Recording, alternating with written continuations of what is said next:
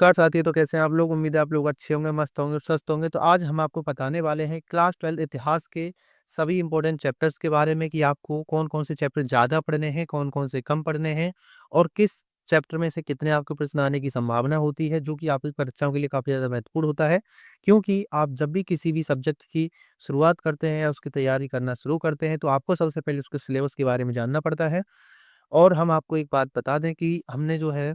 अप्रैल, मई में जो है आपके इसमें 6 चैप्टर कंप्लीट करा दिए थे इतिहास में, लेकिन हम जो है इसकी शुरुआत दोबारा से करने जा रहे हैं, जो कि आपकी 5 सेप्टेम्बर से रेगुलर क्लासेस चलेंगी, जिसमें आपको आपके ऑब्जेक्टिव क्वेश्चन, सब्जेक्टिव क्वेश्चन और थ्योरी एक्सप्लेनेशन अच्छे से समझाया जाएगा।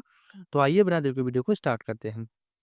तो क्लास 12th इतिहास में सबसे पहले आपको आपका चैप्टर है ईंट, मनके तथा अस्थियां, जिसमें आप पढ़ते हैं हड़प्पा सभ्यता के बारे में कि हड़प्पा सभ्यता में जो है कौन-कौन से प्रमुख शहर थे, उसमें क्या-क्या मिला था और इंग्लिश में हम इसे कहते हैं इंडस वैली सिविलाइजेशन। अगला जो आपका चैप्टर आता है वो है राजा, किसान और नगर, जिसमें हम पढ़ते हैं आरंभिक राज्यों और अर्थव्यवस्थाओं के बारे में, जो कि 600 ईसा पूर्व से लेकर 600 ईस्वी तक है। इसमें हम पढ़ते हैं मौर्य वंश के बारे में, अशोक के बारे में, यानी कि आप जानते हैं कि अशोक जो है मौर्य वंश का एक शक्तिशाली राजा था और अशोक ने जो है बौद्ध धर्म अपना लिया था। आप जानते हैं कि कलिंग युद्ध के बाद, जो कि 261 ईसा पूर्व में हुआ था, उसके बाद जो है उसने ब बौद्ध धर्म को अपना लिया था। तो इसमें जो है आप इनके बारे में पढ़ते हैं, महाजनपदों के बारे में पढ़ते हैं, कौटिल्य के बारे में पढ़ते हैं जिन्होंने अर्थशास्त्र की रचना की थी। अब जो हमारा अगला चैप्टर आता है वो आता है बंधुत्व, जाति तथा वर्ग, जिसमें हम आरंभिक समाज के बारे में ही पढ़ते हैं, जो कि 600 ईसा पूर्व से लेकर 600 ईस्वी तक ही है। क्योंकि जिसमें हम पढ़ते हैं महाभारत के बारे में, विवाहों के बारे में, गोत्र के बारे में, मातृवंशिकता क्या होता है, पैतृवंशिकता क्या होता है, तो इन सब के बारे में हम इसमें पढ़ते हैं। उत्तर वैदिक काल के बारे में पढ़ते हैं, पूर्व वैदिक काल के बारे में पढ़ते हैं, जो कि आपके चैप्टर 3 में पढ़ा जाता है, जिसमें आप जो है महाभारत की घटनाओं के बारे में पढ़ेंगे, उसके समाज जो था उसके बारे में पढ़ेंगे और इसमें जो है आप ऋग्वैदिक काल, उत्तर वैदिक काल, इन सब के बारे में पढ़ते हैं।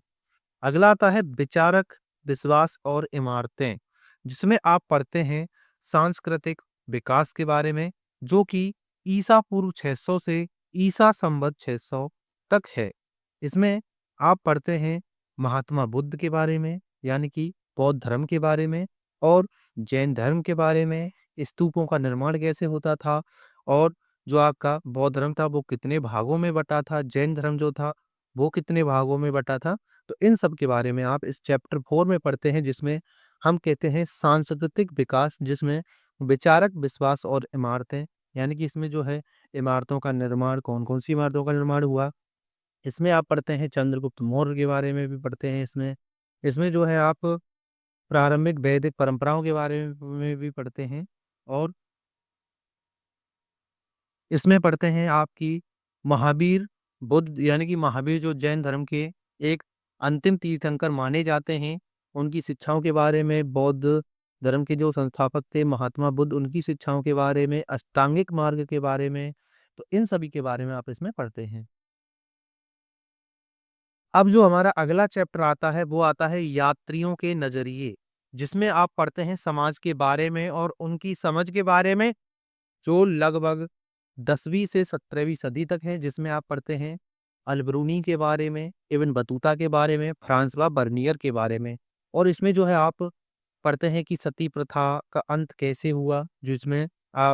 बताता है फ्रांसवा बर्नियर कि क्या-क्या हुआ था। तो इसमें जो है बेसिक आपको 3 यात्रियों के बारे में ज़्यादातर पढ़ना होता है और उन्हीं में से आपको क्वेश्चन पूछे जाते हैं, अल-बरूनी, इब्न बतूता और फ्रांसवा बर्नियर। अगला आपका जो चैप्टर आता है वो आता है भक्ति सूफी परंपराएं, जिसमें आप पढ़ते हैं धार्मिक विश्वासों में बदलाव और श्रद्धा ग्रंथ, जो कि लगभग 8वीं से 18वीं सदी तक बताया गया है उसके बारे में, जिसमें आप पढ़ते हैं शेख मोइनुद्दीन चिश्ती के बारे में, खानका क्या होता है, कबीरदास की शिक्षाओं के बारे में, शेख सलीम चिश्ती की दरगाह के बारे में, सूफीवाद क्या होता है और इसमें जो है आप गुरु नानक की शिक्षाओं के बारे में पढ़ते हैं, पुष्टि मार्ग का संस्थापक कौन था तो इन सभी के बारे में आप इस चैप्टर में पढ़ते हैं। अब जो हमारा अगला चैप्टर आता है वो है आपका 7वां चैप्टर, जिसमें एक साम्राज्य की राजधानी विजयनगर, जिसमें आप पढ़ेंगे विजयनगर के बारे में, हम्पी के बारे में। विजयनगर साम्राज्य की स्थापना किसने की थी? हरिहर और बुक्का ने, जो कि 1336 ईस्वी में की थी, जो कि दो भाई थे। इसमें कितने राजवंशों ने शासन किया, इसका सबसे महानतम शासक कौन था? तो आप जो है इसमें इसी के बारे में पढ़ते हैं, जो कि आपका है लगभग 14वीं से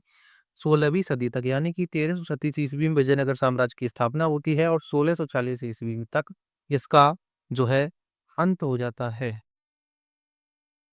अब जो हमारा अगला चैप्टर है वो है किसान, जमींदार और राज्य, जिसमें हम पढ़ते हैं कृषि समाज और मुगल साम्राज्य के बारे में। मुगल साम्राज्य में इसमें जो है सिर्फ अकबर के बारे में ज़्यादातर बताया गया है। तो इसमें जो है अकबर के बारे में आप जानते हैं, एक पुस्तक है आइन ए अकबरी, जो कि उसी के बारे में इसमें आपको जो है मनसबदारी व्यवस्था पढ़नी पड़ती है, मुगल काल में सिंचाई कैसे की जाती थी और मनसब प्रथा क्या थी, पानीपत के युद्धों के बारे में भी इसमें कई बार बताया गया है। अब जो हमारा अगला चैप्टर आता है वो आता है उपनिवेशवाद और देहात, जिसमें हम पढ़ते हैं सरकारी अभिलेखों के बारे में, या उस जो इसमें आप कह सकते हैं कि सरकारी अभिलेखों का अध्ययन करते हैं, जिसमें आप जानते हैं कि इसमें स्थायी बंदोबस्त व्यवस्था क्या थी, जमींदारी व्यवस्था क्या थी, सूर्यास्त कानून क्या था, बटाईदार किसे कहते थे, और फ्रांसीसी बुकानन कौन था, इस्तमरारी बंदोबस्त क्या था, या फिर संताल विद्रोह कैसे हुआ। तो इन सब के बारे में आप इस चैप्टर में पढ़ते हैं, जो कि आपके इम्पोर्टेंट क्वेश्चन होते हैं। हड़प नीति क्या थी, सहायक संधि क्या थी, तो इन सभी के बारे में आप इस चैप्टर में अच्छे से अध्ययन करते हैं।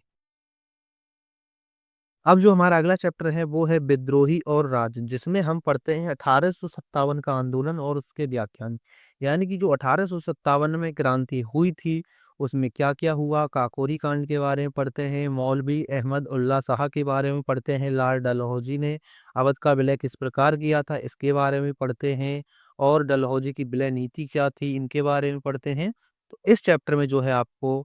1857 की क्रांति के बारे में ज़्यादातर पढ़ाया जाता है, और नमक आंदोलन क्या था इसके बारे में भी इसमें कभी-कभी क्वेश्चन पूछ लिया जाता है। हालाँकि ये जो चैप्टर जो है आपका अच्छे से इसमें ज़्यादातर जो पढ़ाया जाएगा वो पढ़ाया जाएगा 1857 की क्रांति के बारे में। अब जो हमारा अगला चैप्टर आता है वो आता है महात्मा गांधी और राष्ट्रीय आंदोलन, जिसमें हम पढ़ते हैं कि महात्मा गांधी जो है कौन-कौन से आंदोलन चलाते हैं, जैसे कि सविनय अवज्ञा आंदोलन, आप जानते हैं इसके बारे में आप इसमें पढ़ते हैं, और सविनय अवज्ञा आंदोलन से आगे जो क्या-क्या हुआ था, जिसमें आप जानते हैं कि 1942 में आप जानते हैं कि भारत छोड़ो आंदोलन हुआ, गोलमेज सम्मेलन जो हुए थे, उनके बारे में पढ़ाया जाता है। तो इस चैप्टर में आप अच्छे से इनके बारे में पढ़ते हैं। अगला जो आपका चैप्टर है वो है संविधान का निर्माण, जिसमें आप पढ़ते हैं एक नए समय की शुरुआत के बारे में, यानी कि जब भारत में संविधान का निर्माण हुआ तो उसके बाद इसमें क्या-क्या हुआ, कैसे-कैसे हुए। तो यानी कि आप जानते हैं कि जब संविधान का निर्माण हुआ, जो कि आप जानते हैं कि 26 नवंबर 1949 को संविधान जो है हमारा लिखकर तैयार हुआ था, जो कि डॉक्टर बी आर अम्बेडकर के द्वारा लिखा गया था। और इसमें आप पढ़ते हैं भारतीय संविधान की प्रारूप समिति के अध्यक्ष कौन थे, भारतीय संविधान कब लागू हुआ, और भारतीय संविधान से आप क्या समझते हैं, ये क्वेश्चन आपसे कई बार पूछा जाता है। तो उम्मीद है कि आपको अच्छे से समझ में आया होगा। अगर आपको ये अच्छे से समझ में आया हो तो प्लीज़ वीडियो को लाइक कर देना, और अब अपनी हिस्ट्री की तैयारी के लिए रेगुलर बने रहिएगा, क्योंकि आपकी 5 सितंबर से रेगुलर वीडियो अपलोड होती रहेंगी, जिसमें आपको history, polity, economy, Hindi, English आपको अच्छे से पढ़ाई जाएगी। और साइंस के लिए अभी आपके लिए टाइम लगेगा, जिसमें क्योंकि हमें टीचर्स नहीं मिल रहे हैं। बाकी आपकी आर्ट वालों के लिए अच्छे से इसमें चलता रहेगा, और इसमें कोई आपका पेड चार्ज नहीं है, और ये हमारी गारंटी है। इससे बाहर जो हम पढ़ाएँगे उससे बाहर आपके प्रश्न में कुछ भी नहीं पूछा जाएगा, यानी कि आपसे एग्ज़ाम्स में कुछ भी नहीं पूछा जाएगा।